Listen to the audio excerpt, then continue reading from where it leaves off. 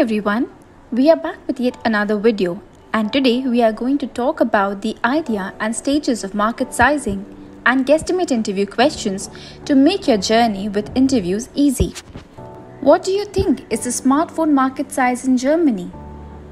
These type of interview questions may seem challenging and even irritating initially, but once you're aware of the steps to implement, they will become much more enjoyable. We will walk you through every step, show you our tips and tricks, and in the upcoming videos, we will give you some example questions to practice. What are market sizing and guesstimate interview questions? Let's take a look. A guesstimate question in an interview asks the candidate to anticipate a number based on very restricted data. Successful answering of these questions depends upon combination of logical thinking, mental math, background knowledge, and problem-solving skill. Market sizing questions ask the candidate to anticipate the market size of a specific product, seldom using limited data. Good command of logic, math, and problem-solving skills are required along with background business knowledge. Let us now understand the steps that can be taken to easily solve such questions. The first and foremost thing that one should be doing is clarifying the problem. Make sure that you are in the same place as your interviewer on each detail of the question. Clarifying at the start serves 4 aims. Firstly, it offers you the most important data to solve an otherwise unclear issue. Second, it brings you and the interviewer on the same page, preventing later disagreements. Thirdly, it shows a perfect organized approach to solving the problem. And lastly, it offers you some time to think about the issue.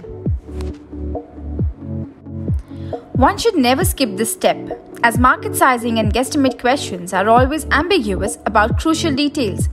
If it seems clear to you, you're surely missing those ambiguous points. Now, if we go straight to the question of smartphones, there are 4 points that need to be clarified. What is a smartphone? What is the unit of measurement? What is the time frame to calculate the market size? And lastly, at which point in the time is the market size calculated? For the purpose of demonstration, suppose we get these clarifications. Say, a smartphone is a phone that is exclusively using a touch screen. Second, the unit of measurement is the number of smartphones sold to end users. Third, the time frame that is used is annual. And lastly, the question concerns the German sector at present. Next, ask for a timeout and then break down the problem into pieces, small enough to anticipate reasonably. Every small piece has to be more convenient to anticipate than the big piece. If you cannot estimate the small pieces, you're not breaking down enough, or you are doing it wrong.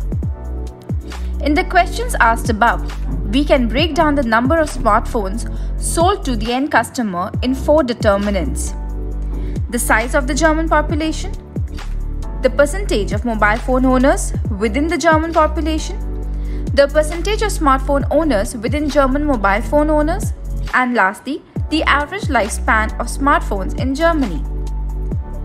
The development of the market will not be included because the population of Germany is stable and the smartphone market there is already saturated. This graphical breakdown of the issue is known as a problem tree and is required to be neat. The third step is solving each piece. Do not attempt doing this during the timeout phase, as most likely it turns the otherwise short timeout into a long awkward silence, which is poor. With that, let us have a look at some of the quick guesstimates for the German smartphone market. The percentage of smartphone owners is 95, anticipating only 5% of mobile phone owners select a keyboard phone since the nation is a developed nation. The average lifespan of smartphones in Germany is close to 2.5 years, and so the average consumer uses 0.4 phones every year.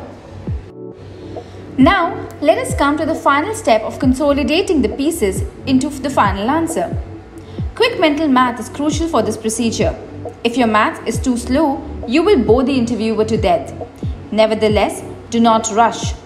Remember, wrong calculations are bad for case interviews. Practice your mental math and tune it for a consulting case interview. Here are the calculations.